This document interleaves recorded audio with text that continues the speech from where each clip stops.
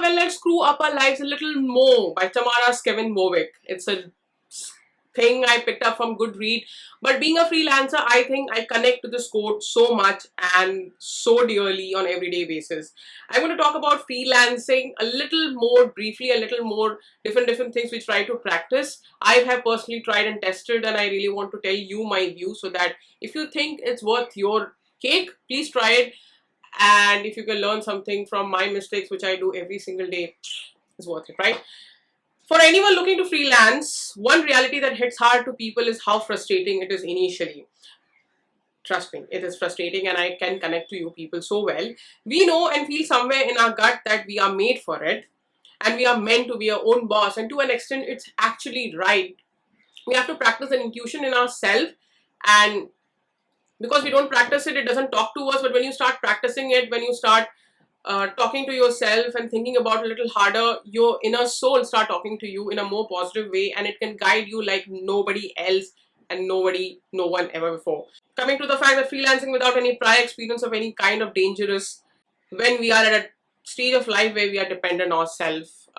Now, I started a career of being a freelancer when I was little dependent on my parents, and it helped me financially. But right now I am little 90-10 expect, where I take care of my expenses by myself, but 10% I have to keep asking for my parents.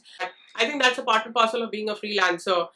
Uh, Financial support is so important. So hopping from a full-time job, if any, to a full-time freelancing is not exactly a good idea, keeping in mind the economy we live in. I'm a little negative saying that our economy is not exactly that friendly as it was few years back, but still, if your country and me being in India, if my country is giving me food to eat, a shelter over my head and water to drink, I think I still have the opportunity to think and dream a little more, give hope to people a little more, and be a more hopeful and be more positive. I think that's a beautiful thing to say, that our economy is still nice and sweet and little tangy. I have talked about it a lot of times, and I'm gonna say it again. Freelancing is a slow process, and the biggest factor plays role is patience and producing a ton of content. And I'm going to stress over the word ton, because the competition is way too high and you have to produce a ton of content, and this wisdom applies to me as well. Work hard is not as important as working smart. We have been always been taught to work hard, but at this point of time, the funda is to work smart. Facilities are endless, possibilities are endless. We live in an era where we can reach out anybody. I think I can even reach out to Prime Minister of India, of America, or Jakarta, or Ukraine. I'm not going to expect a lot of response, but yes, that possibility exists at this present point of time. Freelancing is no more about being an artist only. It's anything you are passionate about and solve else's problem, even being a fancy indoor gardener or a life coach. I follow a lot of people doing something similar and have experienced a certain pattern. Work smart, be consistent, and be passively on the face of the people. You must have understood work smart. If not, then it's simple. Absorb, observe, and be a step ahead. Try to take a track which is not being taken by a lot of people, but try to understand if the track will be taken care by a lot of people behind you. You will be followed by a lot of people. So that's a smart track to be on. Be consistent. If you're doing something, just don't do it once in a while. Do it every single day. Be on the face. Don't wait for a special occasion to start sharing it with people. Just do it. Share, explain your process. I started understanding myself a little more about my work, and the kind of feedback I get is helping me constructively because I started sharing things with a lot of people. Now, if you fail in any of these two factors, you're working hard, but you're not consistent. You're working smart, you're not consistent. You are consistent, you are working smart, but you're not sharing. Permutation, all the permutation combinations, keeping in mind if you're not following all the three factors, you are still going to lag behind.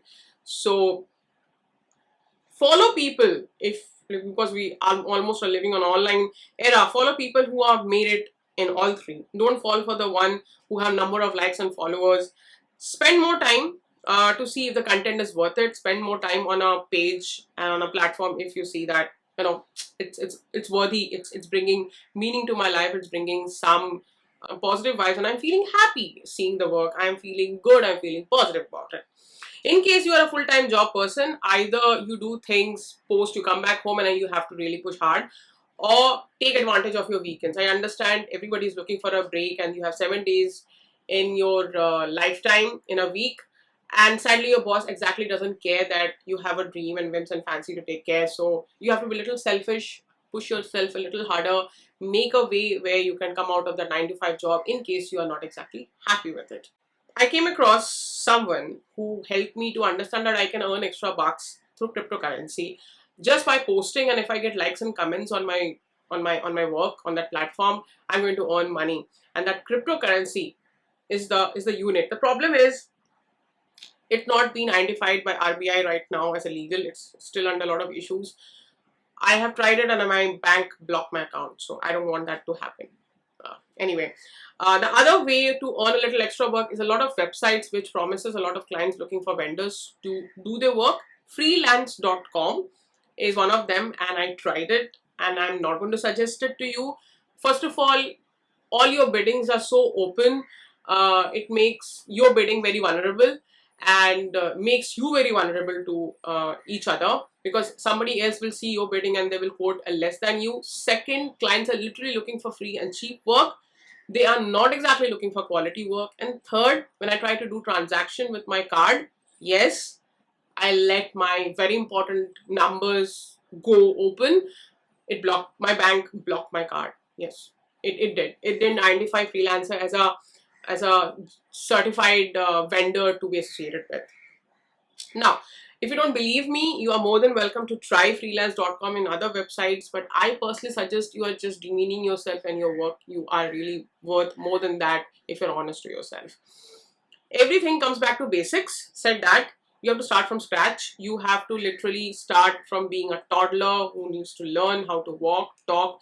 The basics has to be clear, and then you can start running and sprinting and join Olympics and win a gold medal for yourself and your country.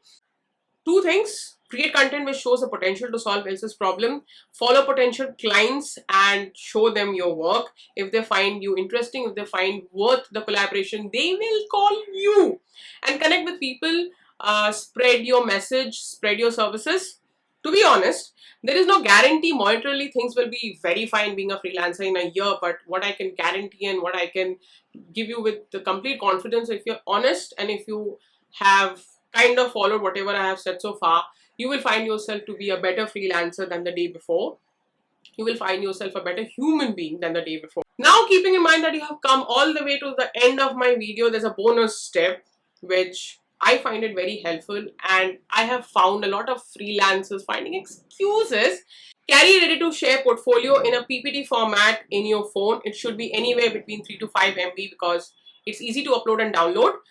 It's easy to share, and keep it formal, keep it brief, make it nothing more than 5 to 6 slides, I guess, and fonts like Basque, Centura, Arial and Times are your go-to fonts if you don't understand what fonts is and how it actually affects the psychology. So these are the basic fonts which you should go about. Have a respective folder in your online account like Google Drive, where you can put one folder for your personal work, one for your commission, and one for your association kind of thing, collaboration work. So that way, if anybody you come across in any pub, club, any gym, or somewhere you just come across a potential client, it's ready in your phone to show it to them, or you can just share it in WhatsApp saying that, these are the few things, but if you want to see more, have a website where you can direct your client to, and they can see and learn a bit more about you. That's pretty much for today. I think I spoke a lot. I hope that bonus tip really helped you, but please subscribe it to me. Please let me know what exactly you have in mind so that I can talk more. I can be a little more expressive, and I can be a little more intimate with the freelancing. Thank you so much for hearing me out. I'll see you tomorrow on Instagram, but I will see you soon on YouTube. Bye.